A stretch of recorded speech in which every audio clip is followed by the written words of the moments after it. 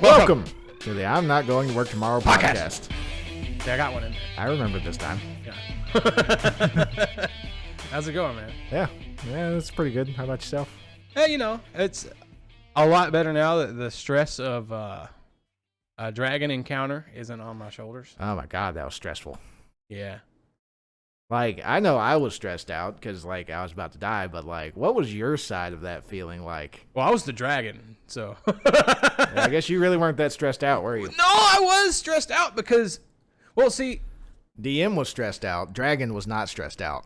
Because we're using up all my get-out-of-jail-free cards.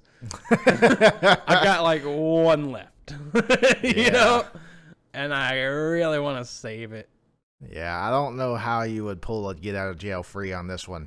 Yeah, ideally, we would have just stomped the kobolds and stuff last session, and then we could have used the one we used last session this session. Yeah, old Tindrin. Yeah. The crawler. Yeah. Yeah. But if he is unmasked in front of Hidazeth, it does not end well for him. I would imagine not, but I mean, we put a pretty good hurting on her. Yeah. Poor Tindrin. Literally, all she has to do is just like hover 50 feet over him and just breathe fire on him. Yeah, there's not really much he can do to that. But I mean, there's not much we can do to that either. Yeah. As the party, you know. She dropped down, like she got real personal with y'all. Like. Yeah, I was surprised you kept her on the ground as much as you did. Yeah. She wasn't intimidated by y'all in the least. No, we are ants. There's not a single thing that y'all could do that scared her. Nothing. No. She wasn't. Yeah. Dude, she had almost 300 hit points. I feel pretty good about that because I took a lot of those out. Oh, yeah. More than 200 damage was done to her. She's a bad bitch. Yeah. But, we're live. Okay, so, yeah. We'll do the fun part. So they got attacked by a big red dragon. Yep. Right? Breathes fire. The big red dragon had a little boyfriend, had a little guy that she had enthralled, and they kicked that guy's ass and put him in a cart. Yep, shoved a rock in his mouth. Shoved a rock in his mouth for a ball gag. Like, wow. Yeah. An apple-sized rock. Just forced it in there, broke his tooth. Yeah, well, I mean, you got to do what you got to do when you got stuff on hand. Yeah. He was breathing fucking fire out of his mouth, so. Yeah, he's a spooky boy. He was pretty. She taught him pretty some rough. tricks. And then, yeah. He was a lot smarter than I was giving him credit for initially. Glut? Yeah. Oh, yeah, he's a smart guy. Yeah, I mean, he's pretty intelligent. I was expecting, with a name like Glut, you kind of expect him to be a little bit doofy. Well, you heard the turtle tell the whole story. I mean, yeah. He knowingly let his twin brother take the fall for him. Yeah, so he's an evil dude. He's an evil guy. Yeah, he's not cool. Twin brothers, they look like mirrored versions of each other. One of them is lawful good, one of them is lawful evil. Yep. And what was the brother's name? Tony. Tony. Yeah. Glut and Tony. Gluttony. There you go. Yeah. Yeah, I just put that together. Really? Yeah. Well, because I never really, not to sound like a jackass, but it's not my backstory, so I don't really think that much about it, That's fair. You shouldn't have to be too in-depth about it because, you want to be surprised when it comes up. Yeah, And, yeah, well, tieflings, because the two of the twins were tieflings, tieflings are usually named after, like, feelings or emotions or sins. Yeah, tieflings, they come from bad blood. So they got to have some kind of negative connotation to them a lot of time. Blood. Yeah, they're a real Taylor Swift song. Yeah. But, yeah. So their parents just like, well, I only have the one name. Just cut it in half. Yeah, it's good enough. Tony's a good name, and Glut's, he'll be fine. It kind of reminds me of like Lemangelo and Orangelo. Yeah. Lemon Jello, Orange Jello. Michael and Pikel. Pikel. You remember that episode of... yeah, it's from Rick and Morty. Yeah, the two guys. They're newscasters. Yeah. Or one guy's a newscaster, the other guy has like a cooking show. Yeah, and they had to film everything at the same time. They're Yeah. joined at the waist. Reckon neither one. They're like cat dog. Yeah. Michael and Pikel. Yeah, because that's a normal name, just Imagine Michael, me. but with a P. Yeah, but fucking when my brother was born, they saw me and like, oh, there he is. Well, name him Pikel. He'll be a newscaster. Fucking improv. You Jan Michael, you're Vincent. Fucking. So, Interdimensional TV. yeah. It's been a long time since I got to. Dude, I've watched every episode of the first 3 seasons at least a dozen times. Me and Keith would just watch it over and over. Yeah. Loved Rick and Morty. I have not watched the newest season that came out. I watched up to season 5, and then I guess season 6 came out on Cartoon Network, and then I don't have cable, so I'm just like waiting for it to come out on whatever. But Yeah. I don't know. It's kind of lost a lot of interest for me. They took too long to make each season. They really missed. They missed their opportunity. Yeah, which is really crazy to me with how they make it. Because it's very similar to like how South Park does, but they crank out an episode in 6 days. No shit. Yeah. South Park, they start working on it on Sunday. Or whatever day they... And that's why there's so much improv in the show. Yeah. So like South Park, I can't remember what day they air on. I think it's like Thursday or Friday. Yeah. So they start working on it 7 days before that. And then they bust the whole thing out, the entire episode. They come up with a premise, they come up with dialogue, they come up with a story, they draw it all, they animate it all, they fucking put it all together. Record all the voices. Here we go. It's Thursday. Okay, let's do it again. Yeah. Like, what a fucking hectic, 3 months that must be. Well, they do it for like 6 months out of the year because, South Park has like 20 some odd episodes each season. How are they alive still? I don't know. The stress of that would have killed They've me. been doing this shit for like 25 years now. It must not be hard. Yeah. Well, they haven't always done that way either. With technology and stuff, the animation process goes through a lot faster. And they don't actually have to draw very much anymore. They don't have to draw new characters. It's all computer. But, back in the day, they were literally cutting out every piece of construction paper to make the thing. Yeah. Which I think that's pretty cool. It's a neat way to animate, yeah. Yeah. Did you ever play any of the games? I played the Stick of Truth. Yeah. I didn't get to play Fractured Butthole. Fractured Butthole. I love how they name stuff. I liked, I watched my buddy played Fractured Butthole. And I like Kenny's move as Mysterion. It's like, you don't get to go. It makes you skip a turn. That's pretty cool. And when we was playing a lot of Magic the Gathering, there was this version you could play with every turn, this big card flips and it changes the way the board is. Uh-huh. And we made our own. It was like Emperor Magic or something. It was a random way we played. But, we made our own cards and printed them out. Yeah. I made a little Kenny one. It was Mysterion, and it was the name of the card was "You don't get to go." Opponent skips next turn. Isn't Magic the Gathering? I can't talk. Isn't Magic the Gathering a Wizards of the Coast thing? It is. It is owned by Wizards of the Coast, same people that own D&D now. Yeah. But what do they really own? They've made everything Creative Commons. Yeah. You still got to buy the books. Do you? No. But you know what I mean. So, check this out. The stuff I have access to now. I got the computer. You mean everything? Yeah, everything. Everywhere, all at once. There's this awesome website that I use to access all the books. I'm not going to name it because it's awesome. I don't want it to go away. But yeah, from that website, I could literally print every page of every book. Yeah. Print. And that's a lot of ink. Yeah. A lot of paper. A lot of ink and a lot of paper, but it's still way cheaper than the fucking books themselves. Maybe. Yeah.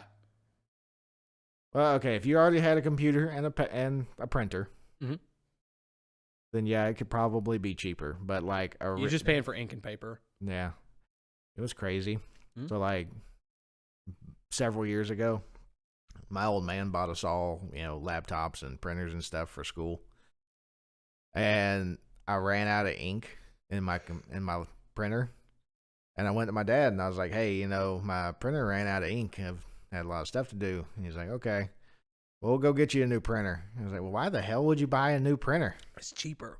It's cheaper to buy the damn printer than it is to buy the ink. But when you buy the printer, the ink that it comes with, it's not as much in there as you think.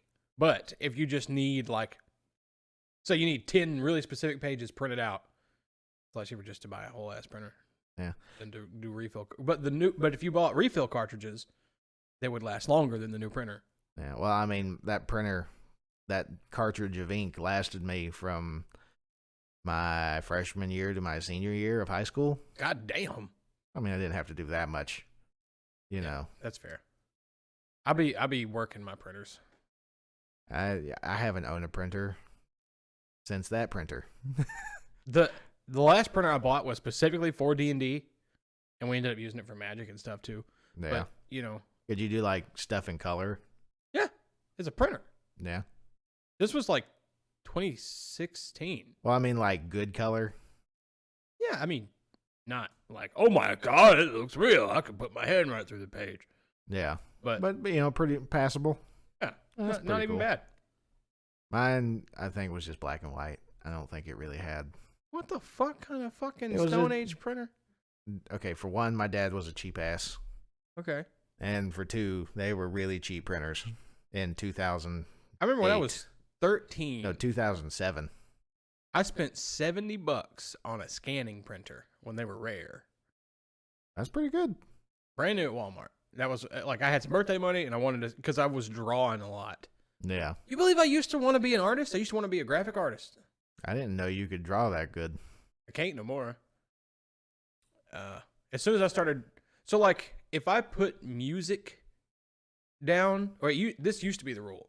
If I put music down for a while, for like a month, all of a sudden I can draw. Yeah. Like it's got to go somewhere. Yeah, you had to have a creative outlet somewhere. Yeah. But if I'm playing music, it squiggles. It's terrible. Yeah. I don't have a steady hand.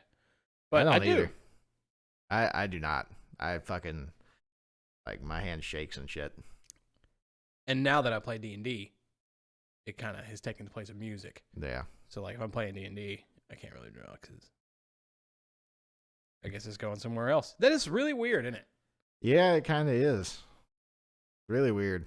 You only have so much creative battery to give out. Yeah. I mean, it kind of makes sense, though. It's how I'm spec'd. Yeah, some people have a lot more of that kind of battery capacity than they can do multiple things. Me, I'm not that good. I'm looking at about a 110 creativator.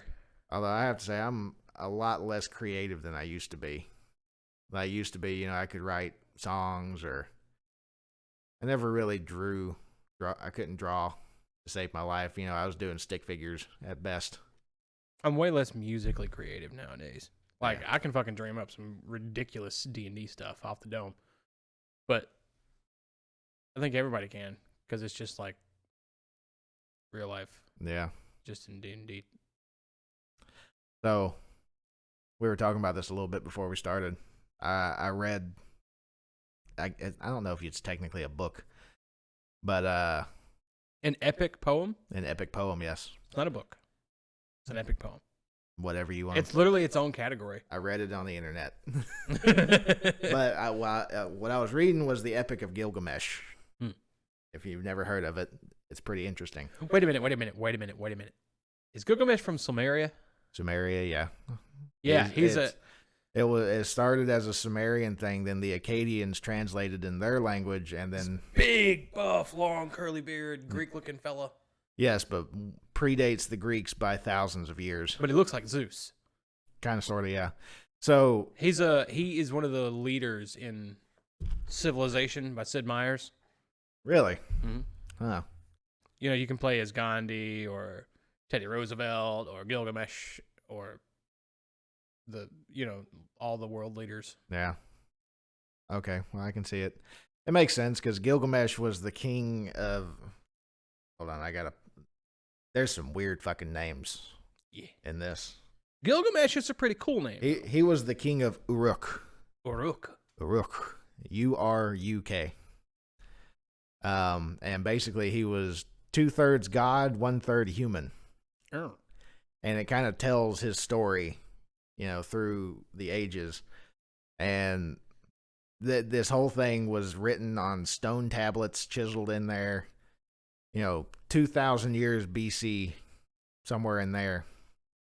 And what trips me out is that it survived and we can translate this shit. Because it's written in ancient Sumerian, a completely dead language. But it's still language.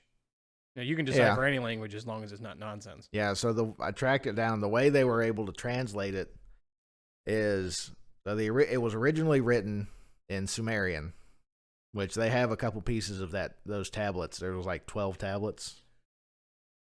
And then somebody somewhere around 1300 BC translated it to Akkadian, which is another dead language. And then it got translated to Aramaic, I think it was. Oh, excuse me. And then from Aramaic, it got translated to a couple different languages.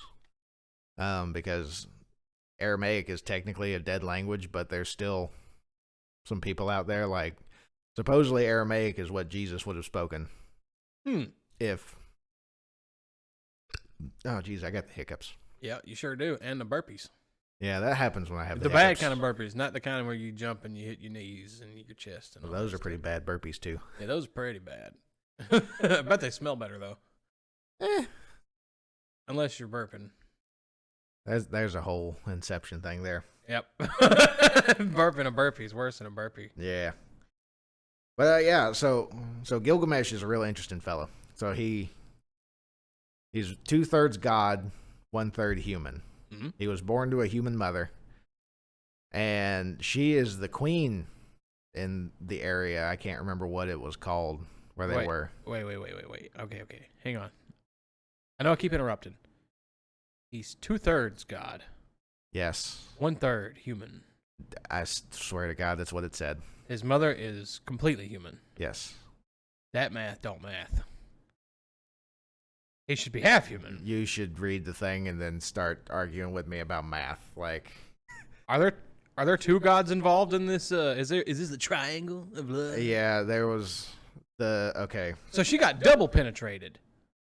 It doesn't necessarily go. She got impregnated from the front and the back. It doesn't necessarily go into conception. It just says he was one part this one god, the god of the sun.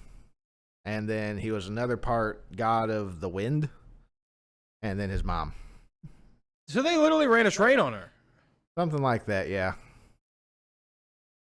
What? Yeah. Oh, it gets weirder. They literally uncovered ancient Sumerian fan fiction. Like, oh, epic. It gets weirder. All right, let's go. Okay, and so he is kind of actually a tyrant in Uruk, where he's being king over, and his destiny is to be the king, and to basically be fucking awesome at stuff. And he's a tyrant to these people in Uruk, and the people are just aggravated as hell, and they reach out to the gods and they say that, hey, Gilgamesh is terrible. He's messing us up. We're going through famine. It said that basically no noble woman and no peddler's daughter, like hide your wife, hide your kids, hide your wife. They're raping everybody out here. Yeah, that was Gilgamesh. He was getting it in. Wow. He didn't care who you was. And so... Well, I mean, if your conception is completely dependent on two gods looking at your mom and being like, damn. Yeah, you're probably going to be a horny fuck. Yeah. He was. He fucked everything. He fucked and fucked. And so there was a law that he put into place where he was on a wedding night, he got to sleep with the bride first. And then the groom could come in and, get his sloppy seconds. And this pissed off the people a lot. So they reached out to the gods. And one of the gods took a piece of clay.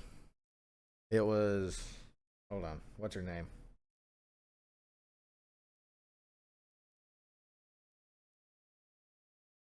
Anyway, I can't remember the name of the god.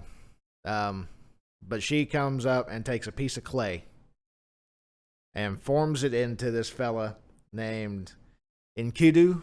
Enkidu. Yeah. Enkidu. Enkidu. Enkidu. Enkidu. And Enkidu is a wild man. He is born of the hills, and he runs with the animals in the grasslands and the forest. He's a wild man. And Enkidu's out there. He's doing his wild man shit. He's raised on the breast milk of the wild animals. He's, Little Mowgli. Yeah, little Mowgli, naked as the day he was born. Naked as a jaybird. Ain't wearing nothing but a smile. And he was made in Gilgamesh's image, because Gilgamesh is like, he's the strongest man in the land. He's the most handsome, most beautiful. He's the greatest warrior. But he's fucking your wife and your kids, though. Yeah. They made Enkidu in his image, so he thought he was the strongest and the most handsome and yada yadas. And so why does he give a fuck about handsomeness? He's been drinking the tea. Wolves. I'll get there. Okay. So Enkidu's out there. He's all muddy, naked, running around, having a good old time with his animal friends. Uh-huh. And he happens upon this trapper. And he keeps messing with the trapper's traps, and he's filling in the trapper's holes that he's using to trap animals with. And since this is like an ancient epic poem, like he just takes a shit in the hole and it's full, huh? Something like that. He keeps messing with the guy's traps, and it's pissing him off. He keeps seeing him every now and then. And so the trapper goes to his father, and he says to his father that this man, Enkidu, is messing with all my traps. We're losing out on animals. I'm not bringing in enough meat. We're not eating good. And the father says to the son, go to Uruk, the city of great walls, and speak to Gilgamesh? No. He says, go and speak to the priestesses of Ishtar. Ishtar is the goddess of love and fertility and war. I've actually heard that name a bunch of times. Yeah, it's where the Christians get the term Easter from. Oh! Yeah, there's a whole nother thing with that. that. Oh, don't you dare. That Easter, all those eggs are about Jesus, Kevin. No, they're not. They're about fucking. Those eggs are about Jesus. How dare you? Yeah. You're going to hell. You know the story of Easter. I know the story as well as you do. Now, you know you're going to burn. Jesus said that, hey, you guys that are my disciples, hide these chocolate eggs, because when I get resurrected, I'm going to have a real sweet tooth. Duh. Yeah. All right, continue with your blasphemy. So the trapper goes and seeks the temple of Ishtar, and goes and speaks to one of the harlots and says, you must come with me. Wait, these priestesses are whores? Yeah. Oh. Ishtar, goddess of love. Fertility. And fertility. Ah, got you. Okay. Yeah. One of the harlots. Goddamn. Yeah. And so he brings her back, and they sit on the edge of a watering hole. And they sat there for 3 days. Hang on, wait. What if Christianity had harlots as priestesses? What if every nun was a fucking hoe? Well, that would make a whole different system out of the Catholic school. Things would be very different. Imagine all the children that would be spared. Like all the little boys who didn't get buried into that church in that one place. Yeah. Yeah. The altar boys. Christianity kind of sucks. It's a weird one. Really tyrannical. All religion's kind of weird to me, though. But like, how long did like the Sumerian religion reign before they were around for a couple thousand years? Yeah, and that's as long as we've been talking about Christianity. Yeah. A couple thousand years, literally 2,023 years. If you go by the church's calendar, yeah. Yeah, it could be missing 300. Yeah. But anyway, back to what was his name? Enkidu. So the trapper and the harlot sit on the edge of this watering hole for 3 days. Uh-huh. And finally they see Enkidu and the gazelles and all the other animals, and he comes up, and the trapper says to the harlot, says, "Strip, make yourself bare, and do not hold any shame, and use your womanly womanly magic," is how they worded it, and bring him to society. That's what the trapper said to the harlot. Uh-huh. Okay. And it's a loose quotation. So, use that pussy. Make him come out here to the city there, because I'm tired of dealing with his ass. Yeah, basically. Yeah. That's exactly what this is. And so she goes over there, stark ass naked, seduces him, and then they lay together for 2 weeks. Fuck. Yeah. God damn. And this whole time she's like, and this fella ain't packing nothing but clay. Well, yeah. That's what he be made of. Yeah. Which when I get done telling you this story, there's a whole interesting thing how this they corresponds. Fucked for 2 weeks. Okay, so he's weird, but she ain't. She need food and water and stuff. Well, I mean, there was breaks in there, so she also taught him how to like speak regular language, and while they were fucking. In between, you got a refractory period and all that. Okay, so it wasn't just 2 weeks of having sex. It was 2 weeks of them eloping. Basically, they were in the honeymoon phase, if you would. Mm. And interspersed in there, she was teaching him stuff. All right. How to be a person, basically. And so at the end of 2 weeks, she's like, come to this shepherd's house and come eat with us. Come drink wine. And he kind of freaks out because caveman, and runs away back to the animals. But the animals, they smell You man. want me to do anything beside fuck? Yeah, he runs off. And so when he gets back to the animals, they smell man on him, so they don't accept him back into the fray. And when he goes to chase after them when they run off to like he used to, he finds that he can't keep up anymore. He ain't wild no more. He ain't wild no more. Should have tamed him with that puss. So he goes back to the puss. Boy, that was some good puss. That had to be some real good puss. It must have been. It was built different back then, huh? Yeah. Yeah, fucking millions of years before the invention of toilet paper. Okay. That pussy was nasty, bro. Anyway. So he goes back. He had to learn how to eat bread and drink wine because it was just such an unnatural thing to him. He was eating grass and drinking milk out of a goat's titty on the edge of a mountain. All the women were hairy as fuck back then.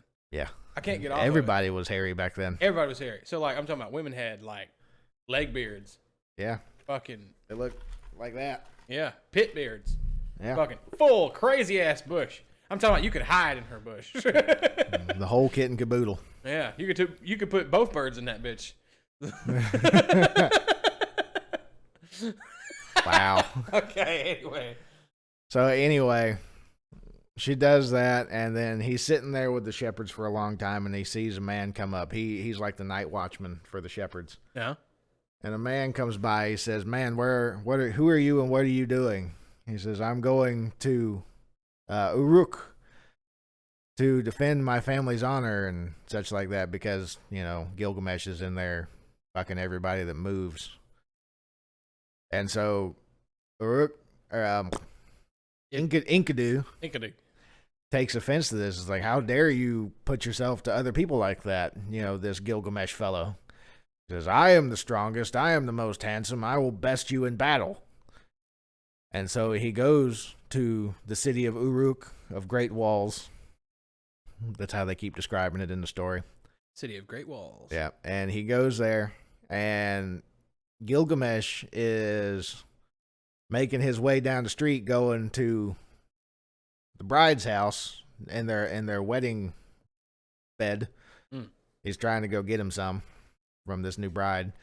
And Enkidu takes offense to that, and they start fighting in the street. And they're pretty evenly matched. Gilgamesh winds up besting Enkidu.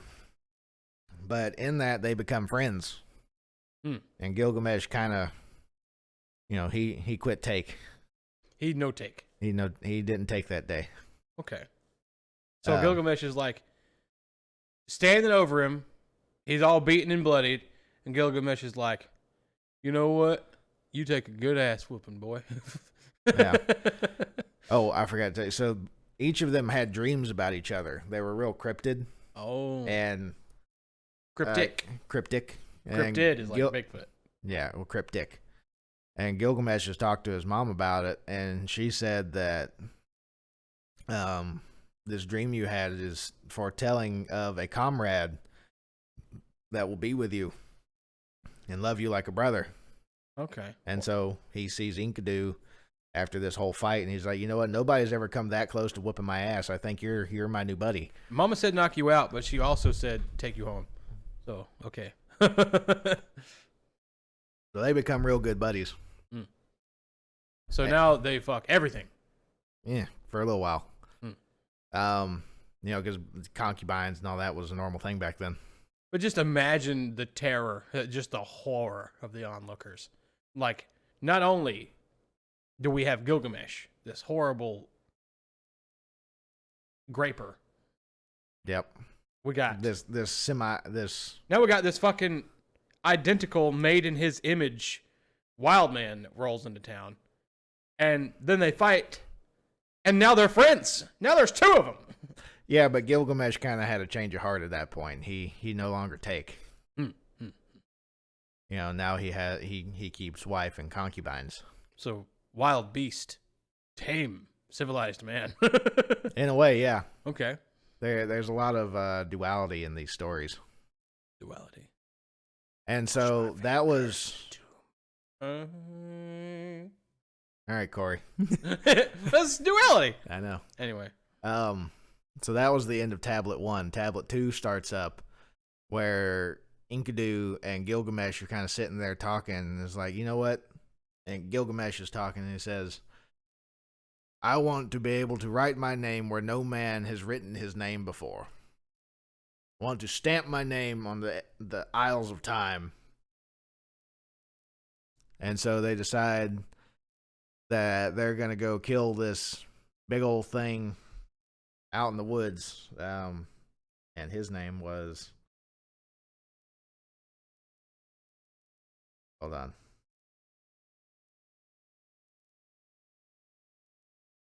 That's not it.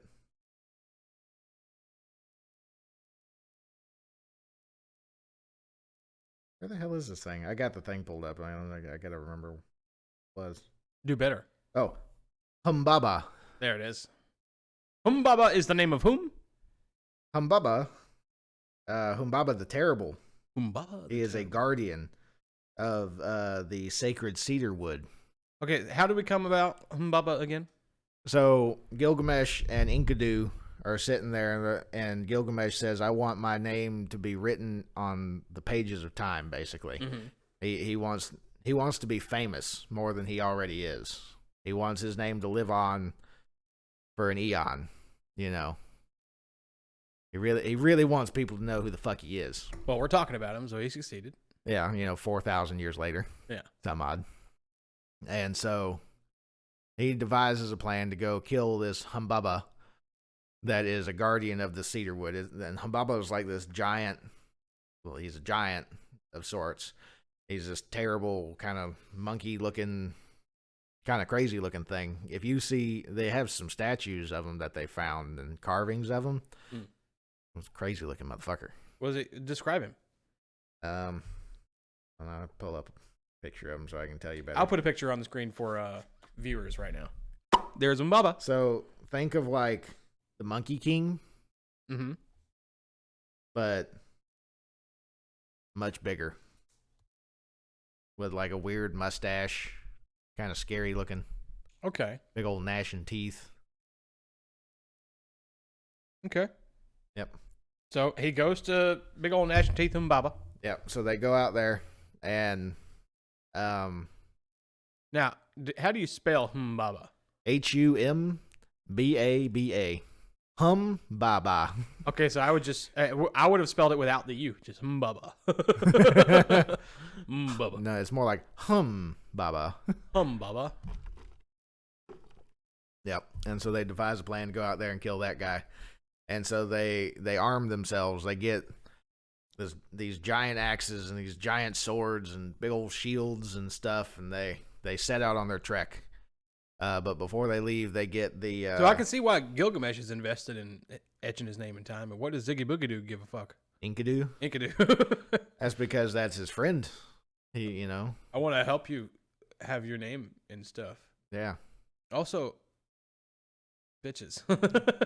I mean, there's some fringe benefits there. Yeah. And so they stop by Gilgamesh's mother's house, and they get her blessing, and she goes to the sun god and asks him to protect them while they're out. And so they leave on their journey. They go through this whole ordeal, going up and down mountains and stuff, and each night they would pray to the sun god and do a little dream ritual to the moon god.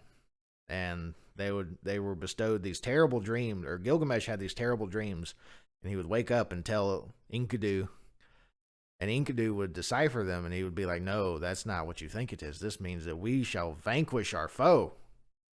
He's pumping Gilgamesh up. He's gassing him up. He's gassing him up pretty hard.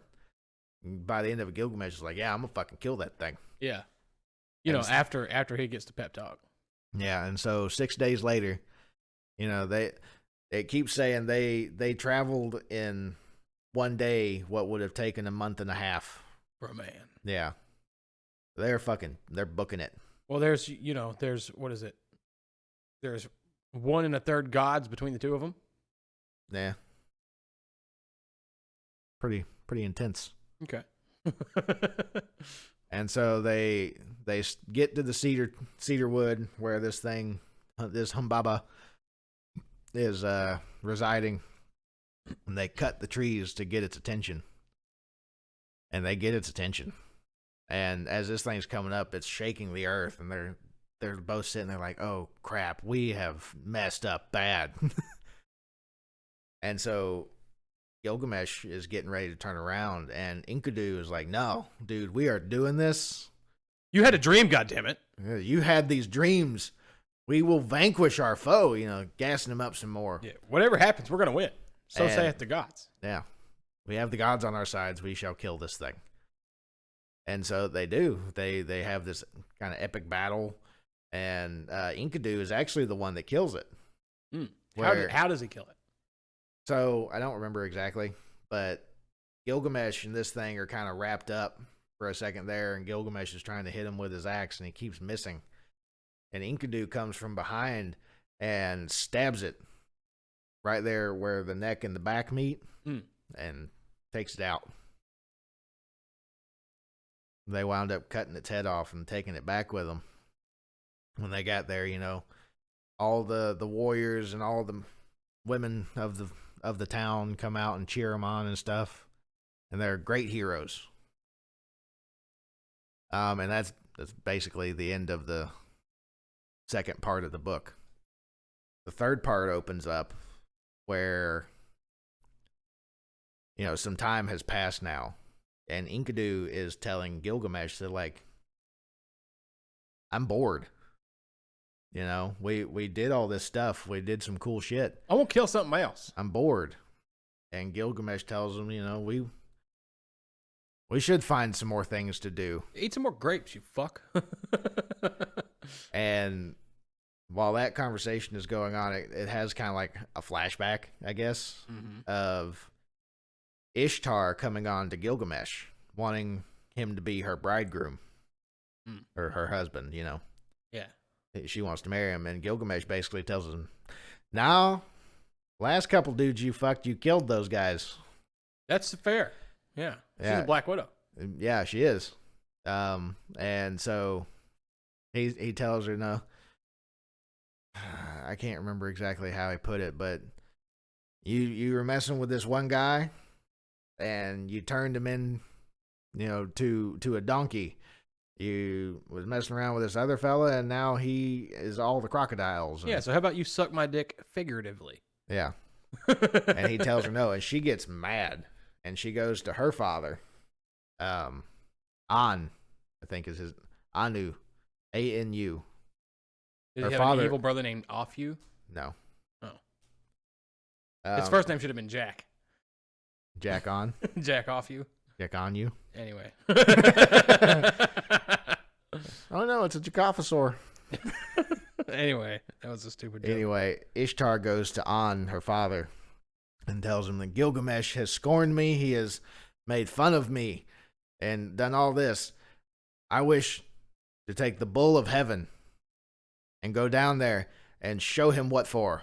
The bull of heaven. The bull of heaven. Hmm.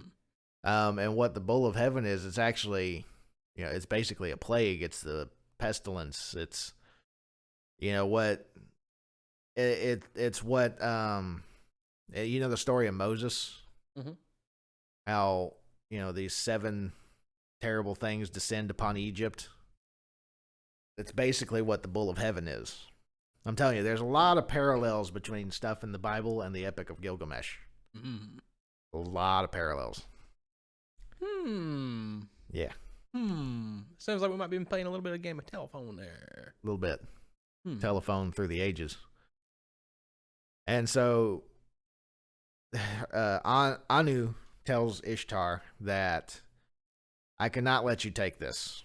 If you take them down, if you take the bull of heaven and go down there and do what you are going to do to Gilgamesh, then it will cause the crops to fail for 7 years. It will not rain. There will be famine. All the people will die because of your scorned lover, or wannabe lover. And she actually tells him a lie. Says, I have stored up grain for 7 years and water for 7 years and grass seed and all this so that there will be none, and it will just be upon him. And he says, if this is true, then here you go. He gives her the bowl of heaven. She takes it down there, and she shows up in Uruk. And Gilgamesh and Enkidu see this, and they go to fucking tussling. And so Gilgamesh grabs the bull by the horns, basically, and is like fighting it and stuff. And Enkidu comes up again, kind of from behind, cuts its head off. So they had tank and DPS. Yep. Okay. And this pisses Ishtar off to no end. So they kill the bull of heaven. They kill the bull of heaven. No plagues. No plagues. Okay. And this pisses Ishtar off to no end, so she starts running away, and Enkidu cuts off the back leg of the bull and throws it at her, and like mocking her. Yeah, I mean, if they could kill the bull of heaven, they could easily kill her. Yeah. What I think is kind of interesting, too, the gods are, like, yes, they have divine powers, but they're more human. At least when they set foot on Earth. Yeah. So a lot of stuff. Yeah, it's not like this all divine being. It's, they have singular jobs. There's multiple gods. It's multi-theist kind of situation. And it's just much more humanizing. I think it's interesting. This sounds way more compelling than like even Greek mythology. Yeah, it's a little easier to follow. The godliness of Greek mythology is confusing. Yeah, because Zeus is such a pompous ass. Yeah, after this, I'm going to tell my favorite Greek mythology story. Okay. Well, I'll start getting into a bit more of the Cliff Notesy parts here. Bring it on, man. I'm down. I'm in. Okay. So that happens.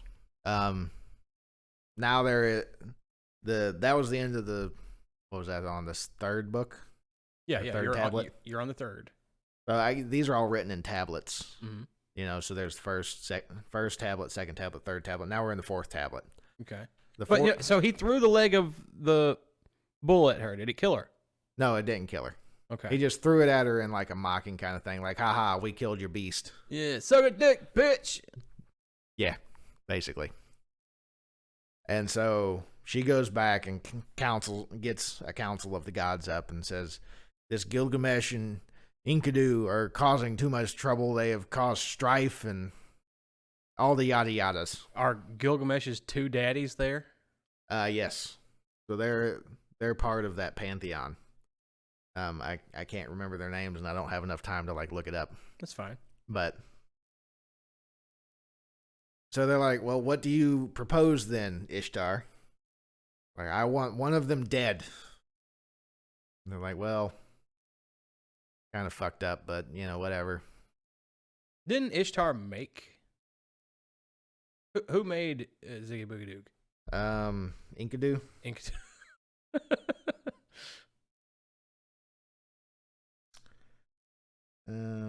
You said the name earlier. Hold on. If it wasn't Ishtar, don't worry. I'm just trying to make sure that it's not the same woman.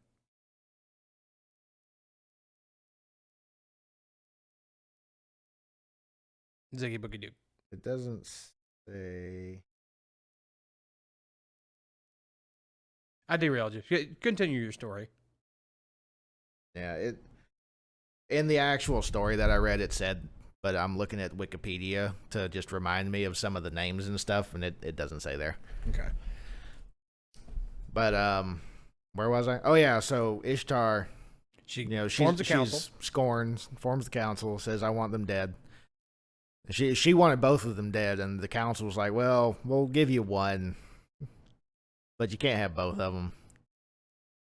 And so, because Enkidu was the one that actually killed the Bull of Heaven, he was decided to be the one, and so he gets hit with a pestilence, a sickness, plague.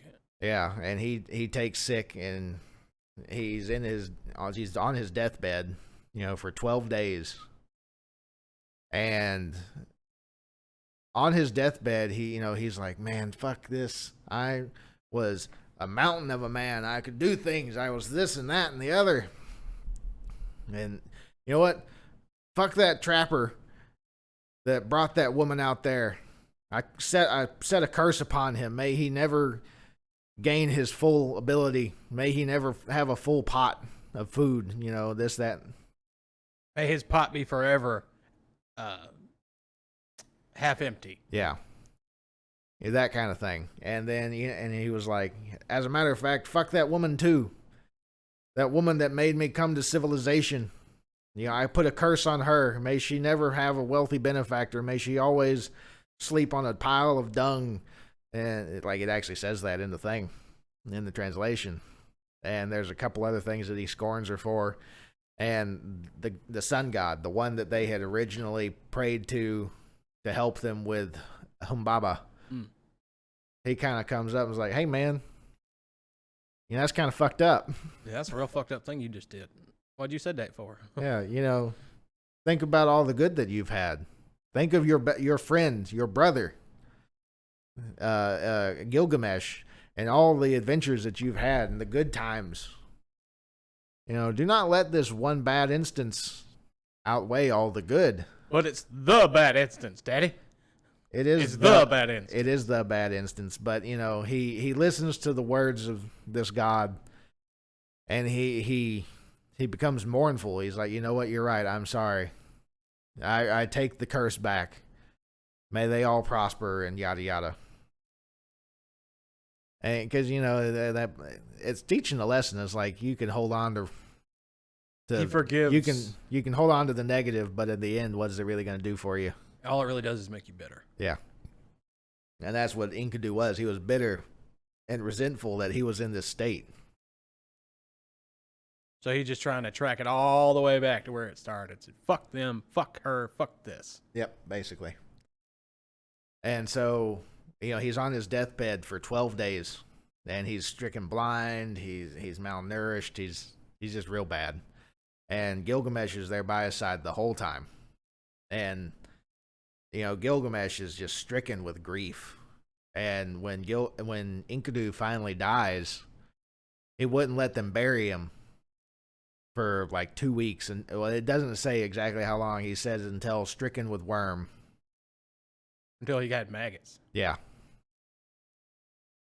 He would not let him bury him until he then. seen his fucking skin moving. Yeah, and he decreed to all of his underlings, all the people he ruled over, that you shall mourn with me. We will all mourn this occasion.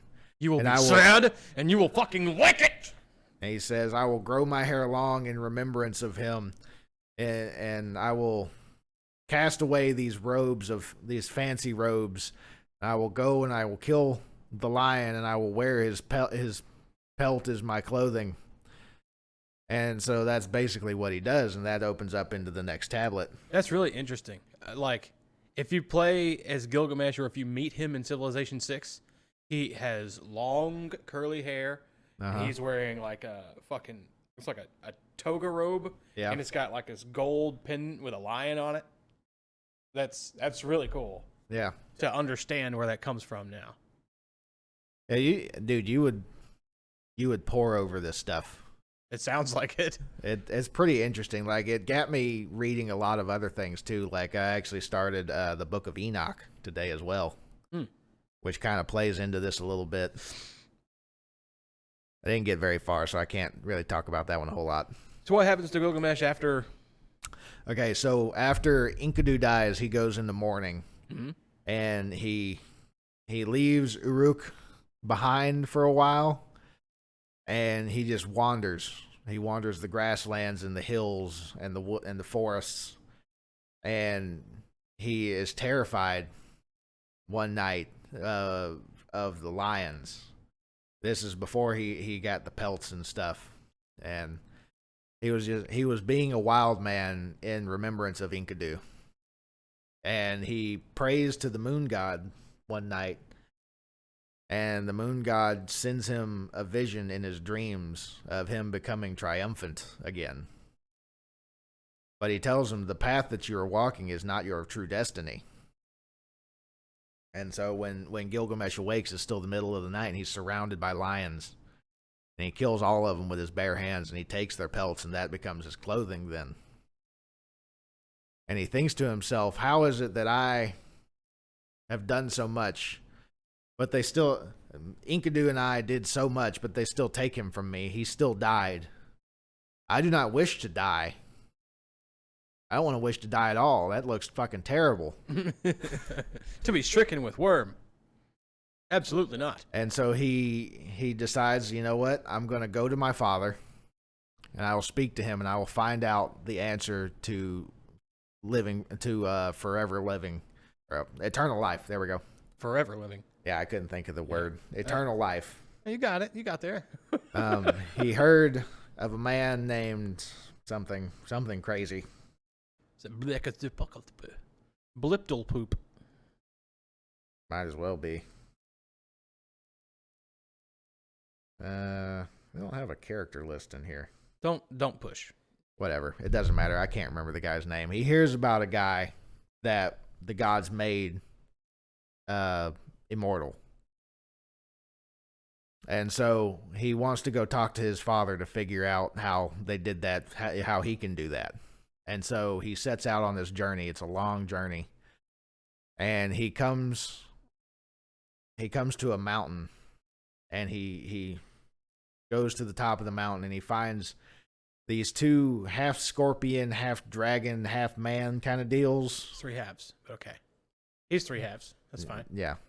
It's described as a scorpion type monster that looks like a scorpion, but is also a dragon, but kind of has it's got wings and the scales, mannerisms of a human, and humanoid-esque, but it's a scorpion. Yeah, and they're giant creatures. You know, it's a monstrosity, if you would.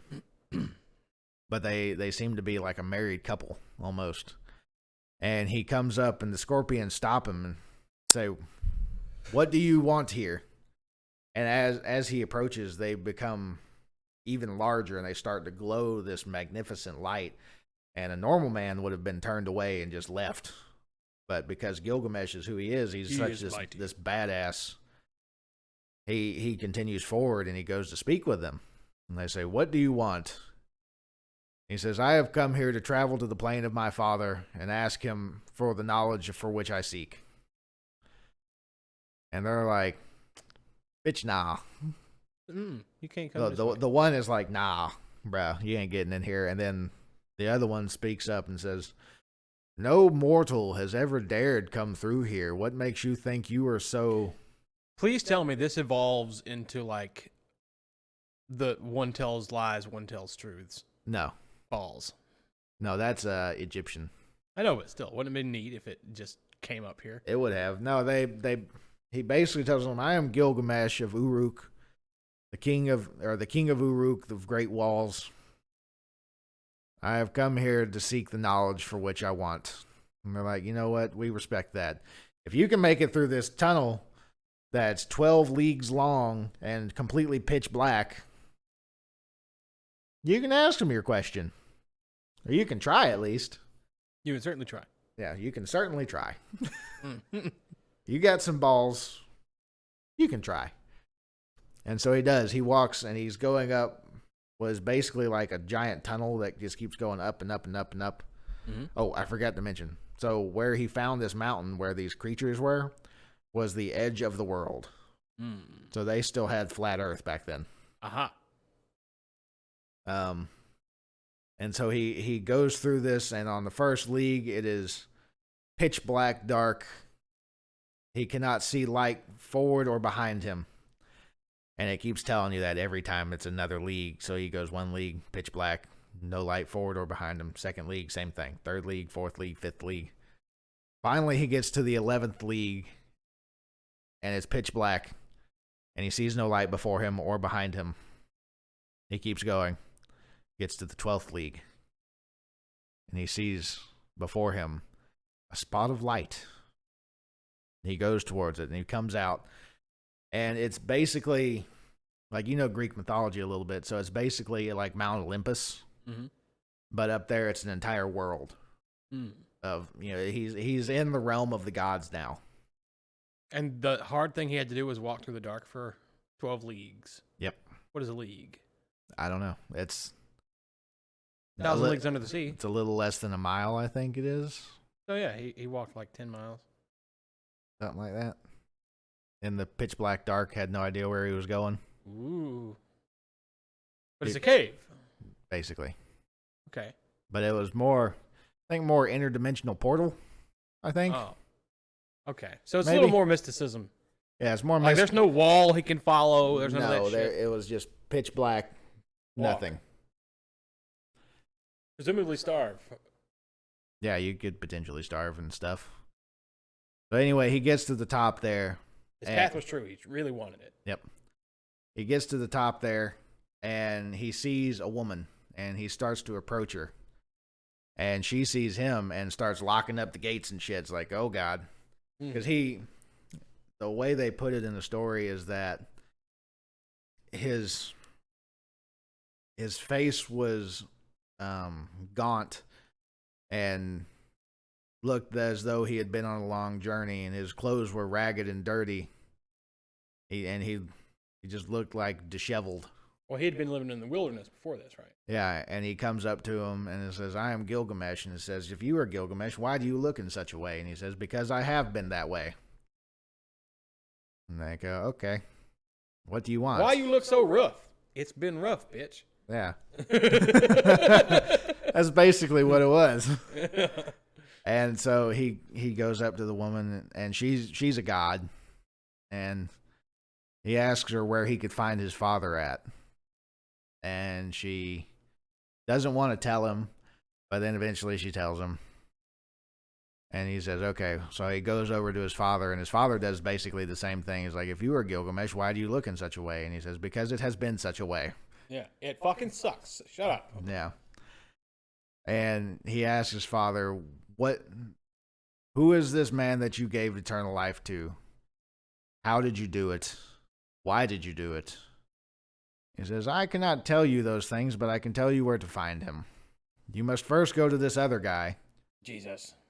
He is the ferryman. You go to the ferryman, and he will take you to the faraway. To the faraway. Yep.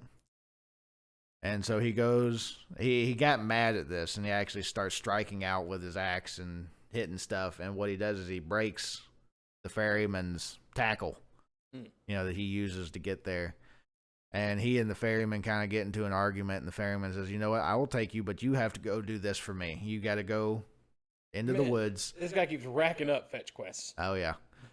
You go into the woods and cut lodge poles. There we go. Cut them 60 cubits long which I think a cubit is a little bit more than a foot, something. I'm not God exactly damn. sure.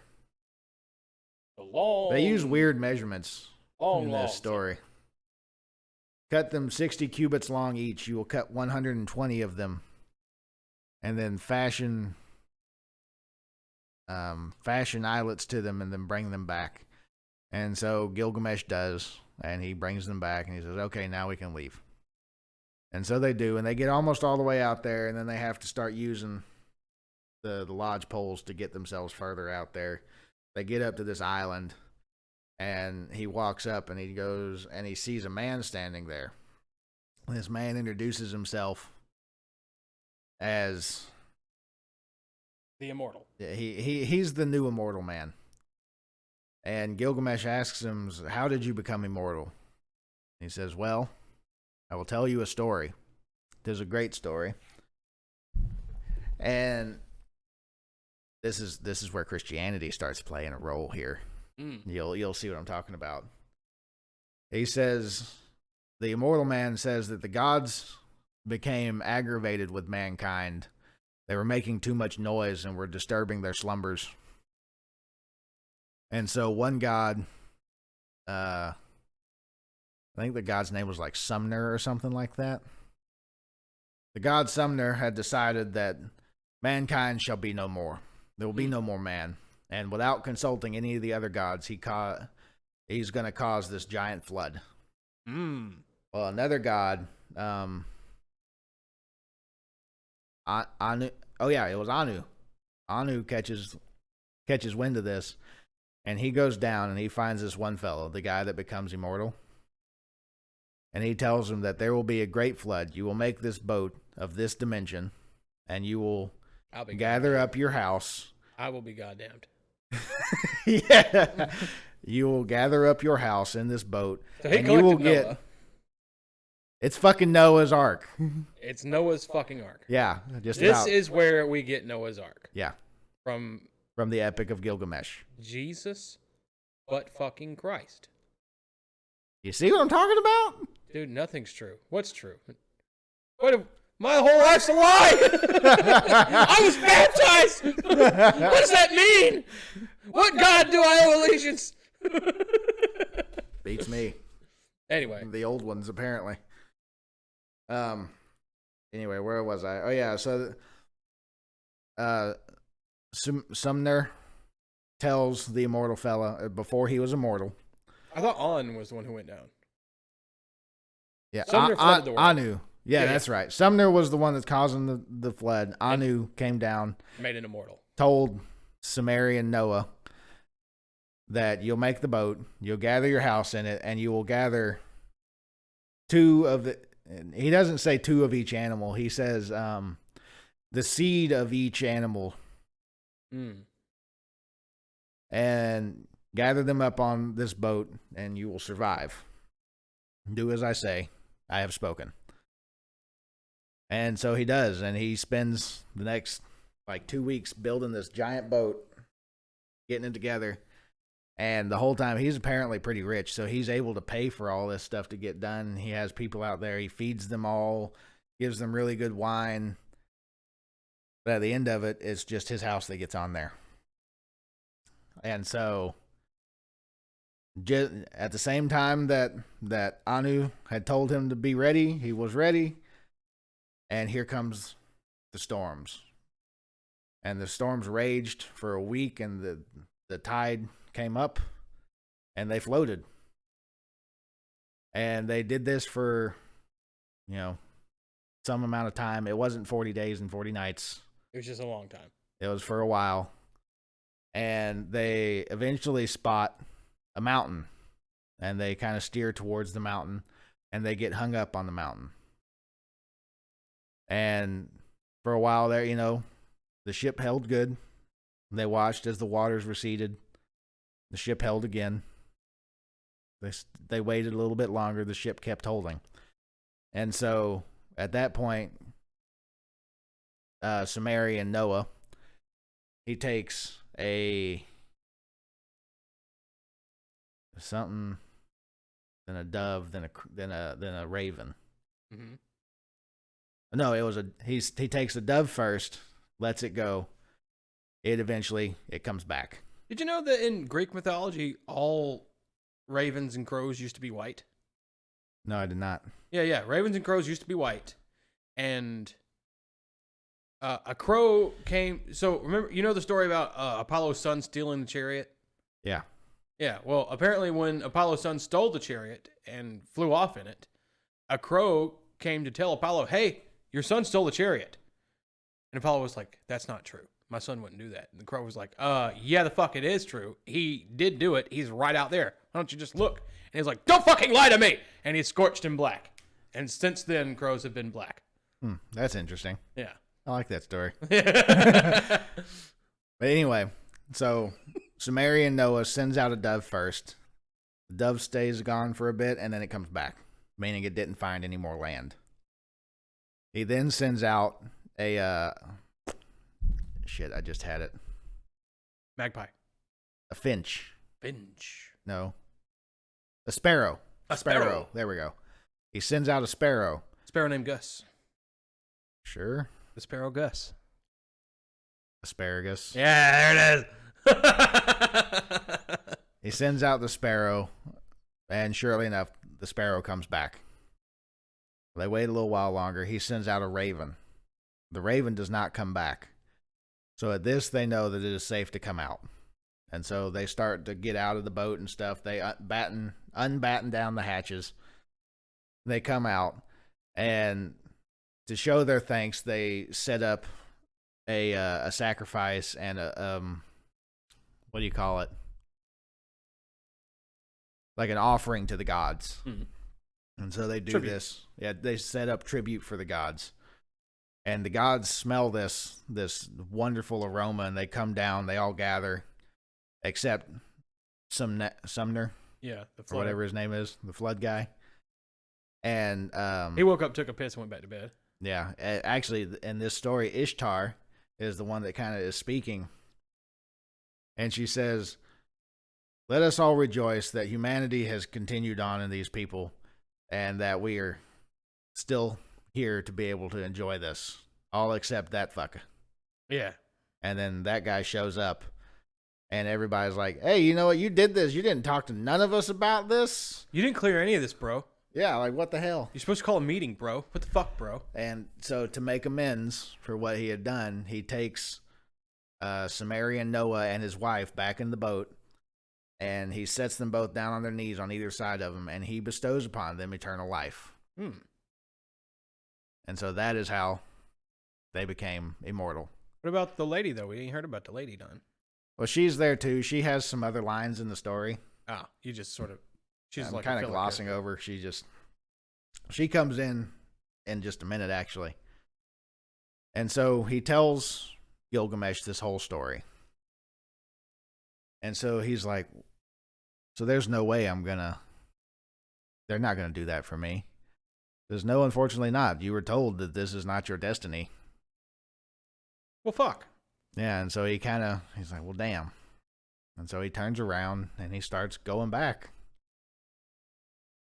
Sumerian Noah's wife comes up and is like, "Hey, he came all this way. You could give him something." And so the Noah character is like, "Yeah, I guess." He says, "Hey, Gilgamesh, hold up."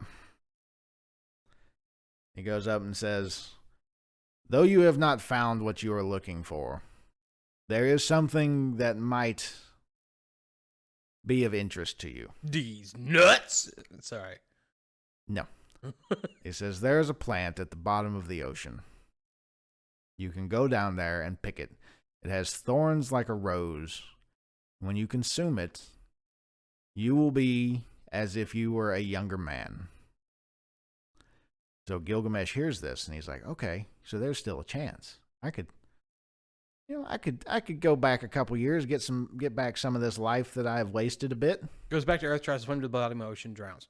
No, he's still on the godly plane. Okay. So he ties rocks to his feet and he goes down there and he finds this plant and he pulls on some of it. He gets it and he cuts the rocks off his feet, swims back up. Him and his new ferryman buddy, they jump back in the boat they go back across the ocean, and they start going through. The ferryman has been dismissed for reasons that I don't remember anymore. And so he's like, well, why don't you just come back to Uruk with me and hang out for a while? I was like, yeah, okay. And so they're walking through, and Gilgamesh hasn't eaten this plant yet. And they come upon a waterfall. And so Gilgamesh decides he's going to bathe. And as he's doing that, a serpent comes up and steals the plant from him and eats it. And he watches as the serpent swims away. It sheds its outer skin and becomes more vibrant and brighter, as if it got younger. Mm. And so this tears up Gilgamesh. He's like, God damn it. Why didn't you just eat the fucking flower? Well, he had a plan to go back to Uruk and give some of it to an older man and see what it did to him. And then he would take it himself if it worked. Which apparently, according to the serpent that swam away, it works. Totally works. Totally works. And so this pisses him off. And so he's just defeated and he goes back. And yeah, I think that was basically it. That's the end of the story. Yeah, he accepts his mortality right then and there. He said he has to he doesn't really accept it, he just has to come to terms with it. There's another one that they're kind of debating on if it's actual canon or if it was, just written. It's assumed that Gilgamesh really lived. Yeah, it is. But, I mean, it's also assumed that Ragnar Lothbrok really lived. Yeah, well, I mean, I think there's a historical record of that. Yeah. I can't remember how Gilgamesh dies. They kind of talk about it, but... Well, he's a mortal man, so he could have died any kind of way. Yeah. But that's I don't really story. remember how he died. That's cool though. I like shit like that. I love stuff like that. And Gilgamesh is a really, really good. Go ahead. Well, I was gonna say I found the goddess that made Enkidu. What's her name? Aruru. Aruru. Aruru. My name's Aruru, and I'm gonna make it Enkidu. Yeah.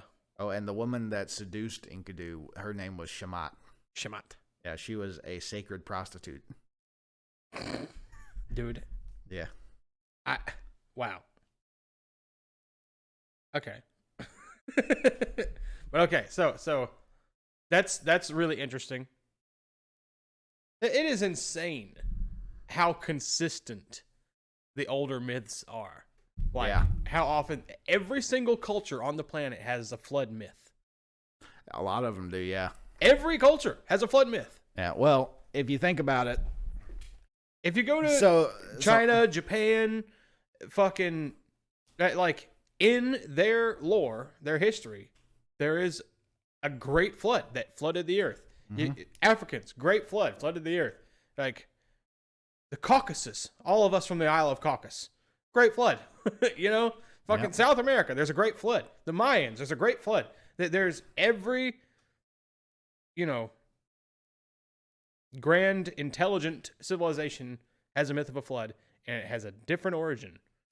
I think a lot of it actually stems from the Sumerians. Because you think about, okay, the Epic of Gilgamesh was recorded 2,000 years ago, or no, 4,000 years ago. Roundabouts, anyway. So, my kind of theory is on it, and this is more of a Western theory. I can't speak to a lot of the Eastern religions. And you're from here. Yeah. So, the Sumerians came up with this. The Akkadians adapted it into their thing. The Jews pop up right around then. And they start adapting it into their, the Torah and the Jewish Bible and stuff. Then obviously Christianity was an offset of the Jewish faith. And then even Islam was an offshoot of Christianity. Or no, that's not right. Islam was actually an offset of Buddhism, I think? Bro. Or Buddhism is an offset of Islam? Dude, after just having full knowledge of the telephone games that we've played through thousands of years, I don't believe anything. I think we're just fucking monkeys. I think we're hairless fucking monkeys I think the with Sumerian. big imaginations. So after doing all this bit of research that I've done over the past couple of days into this, the Sumerians, I think, were onto some shit, man. Because that's where the Anunnaki comes from. The Anunnaki. The Anunnaki. That's the original fucking alien theory. Aha. Because the Anunnaki, so take the word Anunnaki, it breaks down into 3 different pieces. Anunnaki. Anu, or An, A-N. Nuki. Hold on, I'm getting Nuna. there. An is of the sky. Mm-hmm. Ki is the earth. So Nuna. Nuna is something else I don't remember. But An and Ki are the important parts here. Of the sky, of the earth. Yeah. So the Anunnaki were supposedly the creators of everything. Mm. They came from the heavens. This is like the basis of religion here. This is day one religion shit. This is what everything we have is based on. Yeah. Likely. The big 3, Christianity, Judaism, and Islam, all stem from this. The belief in the Anunnaki and the pantheon thereof. So the with Buddhists, the they're Sumerians. actually kind of punk rock. Yeah, because they don't really have A god. yeah, they're anti-theism. Because there's What about Hinduism? It's probably similar. Hindu is polytheism. They have a bunch of different gods. I don't really know where they fit in. I haven't done that much research into It's Hinduism. probably real similar. I'm kind of weird where like I'm not a religious person per se, but I love religion. Well, the And mythology of it. The mythology of it, some of just the crazy shit. And dude, that shit translates directly into D&D. Like, it's fantastic. Yeah. So, after I got done reading the Gilgamesh story, mm-hmm. I was like, you know what, this would make a really cool D&D setting. Yeah, because it's based in the cradle of the world, basically, where it's from Iran and Israel to Pakistan and Turkey. That general vicinity, that's where all of this takes place in. And I just that culture and stuff just really kind of fascinates me. a lot of it sounds really, really cool. Yeah. Like, I loved... And plus, Gilgamesh had a big-ass sword and a big-ass axe. That's pretty cute. So he's like a paladin barbarian. Barbaradin. Or maybe... Palabarian. Well, no, because he doesn't do magic. He's like a noble barbarian. And then Enkidu is a full-fledged fucking barbarian. With the power to curse. Yeah, but that's just because he had... You got a barbarian He's and a a fighter. zealot barbarian. Yeah. That's fair. Yeah, yeah. You got a zealot and a fighter.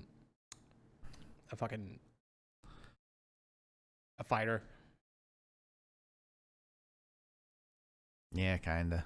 Yeah. God King fellow. Yeah, that's what Gilgamesh is. He's technically a god king. So he's probably what Hercules was based on. He is exactly. He's Hercules. Yes. That's another thing. So that's how this fucking telephone thing goes. Gilgamesh goes from Sumerian to Akkadian, and then the Greeks pick up on it.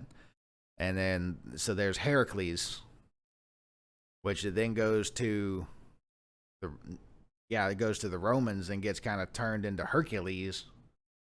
Or no, it's not. I'm getting that wrong. It's okay. It's not the Romans. Okay. It gets passed around in Greece, and it goes from Heracles to Hercules. But there is a direct correlation from Gilgamesh to Hercules. I can see it. It's plain as day. Yeah. You wanna hear my favorite Greek story? Let's hear it. Before we go, we've been at it for an hour and 20 minutes. Oh, shit. Yeah. I didn't know I could talk that long. Okay. So, Arachnia. Oh, what now? Arachnia. So this has to deal with spiders, I imagine. So, Arachnia was a commoner in ancient Greece. Uh-huh. She was a master weaver. She was in her early 20s, maybe late teens, and she was already the best weaver in the world. She could weave, from loom, beautiful pictures. She could paint a story just on a piece of fabric, just weaving away. That's pretty cool. She was touted as the most impressive weaver ever. So much so that the locals around her said that she was even more talented than Athena herself, the goddess of weaving. Wow. And lots of other things. But yeah, Athena was like... tons of shit. She had like 30 pieces to her. It may not even have been Athena, but I'm going to keep using that name because I'm not fact-checking. Who cares? It's not true anyway. But, okay, so Athena takes offense to this, right? She comes down and she points at Arachnia, and she says, Arachnia, you insult me. You truly think yourself a better weaver than I, the goddess of weave, the goddess of the weave itself and the loom. I challenge you to a weave off. the first recorded rock off in all of history. Yep. So Arachnia is was super... there a tumbleweave? Did somebody get their hair pulled out? No. There was so Arachnia is super nervous, but everyone's like, you're going to be fine. You're going to kick her ass. There's no way she can beat you. She can't do the stuff you can do. And Arachnia is really, she didn't ask for any of this. She just weaves, and people said stuff and got her in trouble. And so she's nervous, but, she's got to do what Athena asked her to do. She's going to do it. Yeah. So Athena had told her to meet on top of this hill on this day and stuff. And so on that day, Arachnia, she climbs the hill. She's standing on top of it. It's outside the village. All the villagers gather around, though, to watch. And, yeah, Athena shows up in the clouds. She just looks down and sort of nods so that Arachnia can begin. Arachnia goes first. So Arachnia has her loom. She has her weave. She weaves out this huge tapestry over the course of an hour or so, reasonable time, pretty quick, breakneck speed.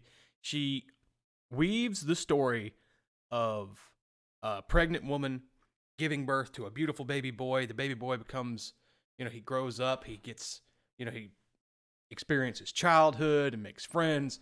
He meets a girl, he gets married, he becomes a man, he gets a job, he has children of his own, he provides for them, his grandchildren are there, he's on his deathbed, and he passes away. It's a beautiful story.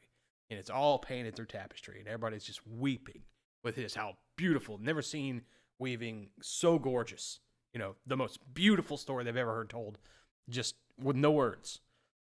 And at the end of it, Arachnia is exhausted. Her fingers are fucking bleeding. Her face is, it took everything she had to weave that. Yeah. Now she's just waiting. And Athena nods, and she pulls clay from the earth. It transforms it into gold and makes a weave of pure gold. She takes a cloud and turns it into her thread, or her whatever, and uses that to weave a story in the sky. She weaves this tapestry across the sky, but she takes inspiration from Athena, from Arachnia. Uh-huh. And she tells the story of man as well, but of mankind itself. The birth of mankind, the rise of mankind, and then the fall of mankind. Before all the villagers in Arachnia, she weaves the apocalypse. She shows them the future. She shows them how they will all die. She shows them how the world will end. She weaves it in the sky. People are crying and fucking killing themselves and begging her to stop. Athena does not stop. She shows them the fucking end. She shows them everything. Wow. And in the middle of this, Arachnia, she gets up and she leaves. She leaves everything. She walks through the crowd, and they don't even notice her leaving. They're just so fixated on this fucking horror, happening in the sky. And I think Arachnia walks out into the forest, and she hangs herself. Wow. To save herself from the wrath of Athena, because she knows Athena's going to absolutely murder her, because Athena said she would if she lost. You know, Athena told her she was going to rip her a brand new asshole. Yeah. That she would not know the terrors that she would experience if she was not who these villagers said she was. And yeah, after Athena's done terrorizing the villagers, she fucking, they're all crying and people are killing themselves. It's apocalypse now. And Athena leaves that scene, and the fucking following riot ensued. And she walks into the forest following Arachnia's path and finds her hanging from the tree. And she looks up at her, and she reaches up and she touches her foot, and Arachnia's body begins to shrivel and get smaller until she's this tiny little black thing with hair hanging from this thread. And she breathes, and then she climbs up the thread and sits on top of the branch. And Athena speaks to her candidly. She says, "Henceforth, you will be known as the greatest weaver who ever lived, will live, and lives now." And that's how we got spiders. So saith Greek mythology. Wow. Yep. They're all descended from Arachnia. That's why we call them arachnids, because of that story. That's pretty cool. It's kind of a neat story, huh? Yeah. I like it. You can't really do anything with it, but it's kind of spooky. Yeah. It gets real dark when she goes and hangs herself. Yeah. Well, she didn't want Athena to fucking flay her alive, you know? Yeah. She's like, well, I did my very best. I never claimed to be the best in the first place. I'm going out on my own terms. I'm not letting Athena do this to me, because I didn't do anything wrong. Yeah. Which is fair. But, yeah. Yeah. I think I said something about it earlier, but I just think it's really neat how with these kind of polytheistic religions, with Greek mythology and the Sumerian mythology and stuff, how more humanized the gods are. Because like with Christianity, it's so, Jesus is like the pan-ultimate son, and then you have the Father, the Son, and the Holy Ghost and all that, and it seems so out there. I feel like in the writer's room of Christianity, they just looked at everything they already had and were like, okay, so like, it feels less realistic because we can sort of relate to these gods. They're too human. The new one has to be inconceivable. Yeah, and see, that's what kind of throws me off with it, though. Because the other stories that, we've talked about tonight, they're much more down to earth. Yeah. In a way. Even though it's fantastical, it's still more down to earth. Yeah, there's more of a direct correlation between the two. Like, they play a part in each other's lives. Well, those, so to speak. Those kind of religions didn't survive because there wasn't a positive afterlife, I think. No, they are all pretty bad. That's actually the last tablet that deals with Gilgamesh. It's kind of like a prequel in a way, that Gilgamesh lost some stuff to the underworld, and he entices Enkidu to go down there and get it for him. And Gilgamesh tells Enkidu what not to do while he's down there, so he doesn't get trapped. And Enkidu does exactly that. Get trapped? Yeah. Well, I gotta sneeze. And yawn. Yeah, that was weird. A snon? Anyway, Enkidu... Is it a snon or is it a yeez? I like yeez. Yeez. Yeez! But Enkidu does all the things that he's not supposed to do while he's in the underworld and gets trapped there. And this upsets Gilgamesh to no end.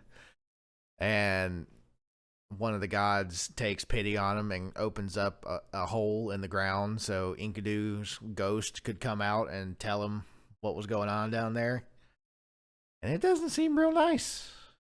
Yeah. They touched on the underworld. So like, there's another Greek story that I thought was pretty tragic and sad. Is it the one about Hades and Persephone? Maybe. The guy lost his wife to like a snake or something, and he ended up going to the underworld somehow and convincing Persephone, or convincing Hades' his wife. Yeah, that's Persephone. Yeah, and Hades he begged, he did all this crazy stuff. He crossed the river with the ferryman. He gave him a piece of gold or whatever. Got all the way up to Hades' throne and was like, I need my wife back. I want her back. You can't have her back. She's here. She's mine. That's it. That's how this works. Lord of the Underworld. She's mine. He's like, but I want her so bad. And, fucking, I think he played a song. I think he was a musician. Yeah. He played a song for Persephone. And she was like, let him have him. And eventually Hades caved. Or either Persephone caved one. I think maybe Hades told him no, but Persephone was like, that thing you did with the harp, that was pretty sexy. You can have her. And she was like, okay, you can have her. But how you're going to get her, you're going to turn around. You're going to walk back the way you came. You will never come back to the underworld. And she will be following you the whole time. And if you turn even once. Oh, yeah, I've heard this story before. Turn even once. She belongs to Hades. Yeah. You'll never see her again. Isn't this how, like, I want to say Cleopatra, but that's not it. The woman with the snakes for hair turns into Medusa. Isn't this how Medusa became a thing? That's a whole different story. No. Yeah. She pissed off. She was a hot girl who pissed off Aphrodite. Yeah. And Aphrodite's like, fuck you, bitch. Yeah. She didn't do anything wrong. Medusa was just a really pretty girl that people said was really pretty. So pretty that she rivaled even Aphrodite. And Aphrodite was like, fuck yeah, that's not cool. I don't like that. Yeah, Aphrodite's like the god of hot chicks. Yeah. And I'm hotter than you. My titties are bigger. But yeah. She wasn't, apparently. Apparently not. Yeah, Medusa actually was hotter than her. Yeah. But no, I know what you're talking about with the, if he turns around, she turns to stone or whatever, and she's banished to the underworld forever. Yeah. And he couldn't. Well, he couldn't resist looking at his lover. Well, he made it. Let me tell my story, goddamn. I'll let you talk for an hour. All right, I'm sorry. I thought you were done. No. Hey, he gets back in the boat. He goes all the way back to the underworld. He's going up the fucking steps. He can see the light to the real world. And he's like, well, before I go, just want to make sure she's actually there before we walk through the door. And he looked over his shoulder and he's seen her. And then disappeared. Gone. That fast. She was there the whole time. Yep. But, yep, he lost her. And that was the end of that story. That's it. It's over. Sad ending. Yeah. Whoops. A lot of Greek stories are like that. It's not really a good ending. Yeah. I like the story. So Apollo is the god of the sun and the god of music. I He's didn't know he several was the things. music. I knew he was the god of the sun. He drives the chariot across the sky to bring the dawn. So Hermes. Yes. He's my favorite character in Hercules. Yeah. Hermes is really cool. Like, you heard the origin of Hermes? He was a messenger. He actually wasn't born a god. He was a titan. Oh. He was born a titan, and he invented the very first instrument. It was a pan flute, and he was just playing it in his cave as a child. But he was a ridiculously intelligent child. What he did, he made the flute and played it so beautifully and so perfectly that he would catch the ear of anyone passing by. Apollo passed by, and Apollo had to find out where the music was coming from. He traveled down, stepped into the cave. This is before the Titans were banished. And he goes into the cave where Hermes is playing the pan flute, He's like, hey, that's pretty cool, that thing you're doing with all the organized sounds. I like it. And Hermes was like, yeah, you want to learn? I'll teach you how to play. And Apollo's like, yeah, I want to be able to do that. Yeah. I can get bitches with that. Yeah. And Hermes was like, okay, I'll teach you, but that'll make you the god of music. What that'll make me? Apollo was like, I don't know what that'll make you. Exactly. I want to do something. I want a job. I want a real job. I don't want to sit in this cave anymore. I'm talking about he was born like 3 fucking days ago. Hermes. You know? Yeah. And so, yeah, they bargained so that he could, he wanted to travel. He wanted to see all the gods. He wanted to make friends with all of them. He wanted to be able to speak and, you know, make face with everyone. Mm-hmm. And Apollo's like, all right, well, we need a messenger. You'll see every fucking body. You know, you will see everyone every day. He's like, all right, cool. I'll be the messenger god. Done. Deal. Give me some wings. Fucking. And he gave him some shoes. Yeah, that's how he became the messenger. But because he literally bribed Apollo with music. Music was created by Titan. That tracks. Yeah. Well, that was fun. That was a fun podcast. Yeah. Yeah, we got to talk about all kind of great stuff. Yeah. Gilgamesh is a really interesting. I'm telling you, you should read it. I'm gonna. It's not very long. It's like 20 pages. Jesus. Yeah. Well, they were carving this shit in fucking stone with a hammer. Yeah, you know, and there's the tablets, because they have the real tablets and stuff. And I'll have to tell you the story about like where all these things have gone, because weird people have bought these things illegally and traveled them all over the world. And they're back in a museum in I don't think it's Israel. I want to say it's Iran or Iraq, one of those. But they've gone all over the place. But they have the OG tablets.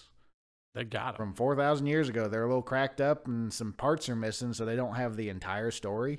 Did I tell you about that fucking that tablet they found near a marble quarry? Mm-mm.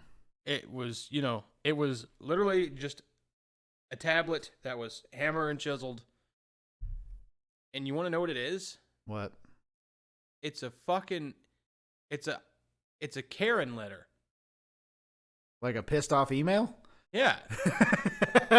It's a howler. It's a hate mail. It's a nastygram. Wow.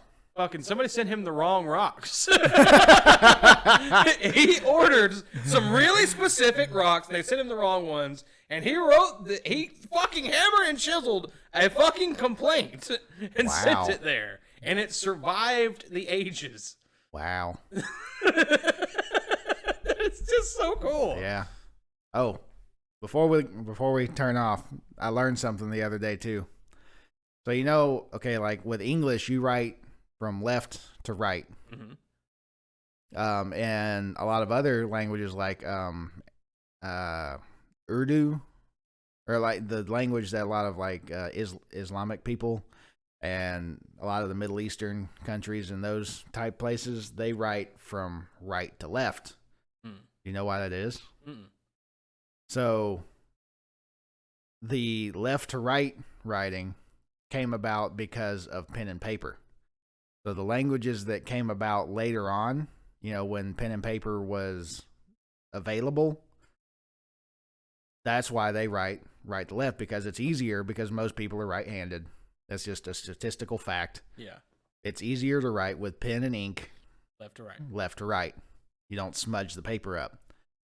Whereas the languages that go from right to left with their physical writing, those came out of places that were using stone tablets. So they're, you know, usually much older language.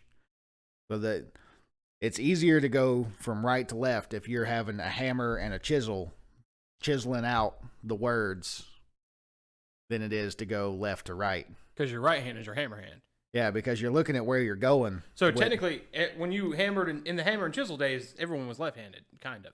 No, you're holding the pencil with your left hand. You held the chisel with your left hand, and you held the hammer with your right hand. Exactly. So the chisel is the pencil. Yeah, but it's not. But still, your hand is what has to, set the stroke. I mean, yeah, but that's a lot easier to do than to hit a hammer with your left hand. I don't know if you've tried to hammer anything left-handed, but I can't fucking do it. I can do it. Well, I'm blacksmith. I mean, I can do it, but it's not good. Hammering a nail sucks. Yeah, and that's basically what you're doing with a chisel. You're fine point, not beating steel, you know. That makes a lot of sense. Yeah, but there's a little factoid for you. Chisel's in your left hand. It makes sense for you to move from right to left. Yeah, and it has mostly to do with like seeing where you're going and still being able to write correctly. And we don't know what the fuck the Japanese are doing. Yeah, they're going up and down. I don't know what's up with that. Well, because you can see the paint strokes. That is definitely like it's not an ink and it's not a pencil and paper thing. No, that was paintbrush. That was real deal calligraphy. They wrote with paintbrushes. Yeah, there is an art, dude. There is an art form in writing. With calligraphy and stuff. I have learned. I'd be seeing you use the old timey ink pen. Yeah, I like my fountain pens. Yeah, I'm not. I haven't even considered doing anything like that. But okay, it's almost 1 a.m. We should wrap up. Yeah, well, it's been a good podcast, man. I enjoyed it. I enjoyed it too. This was a fucking. This one had a whole different vibe. This was the smartest one we've ever done. Yeah, it's a smart. Even though we kind of chime in and ruin each other's stories. Well, we're dumb dudes talking about smart guy stuff. Yeah, I'm gonna have to put some dick jokes in here and there, just for my own sanity. Yeah, but yeah, this has been the I'm Not Going to Work Tomorrow podcast. And there's not a chance I'm going. There's not a chance in hell I'm going either.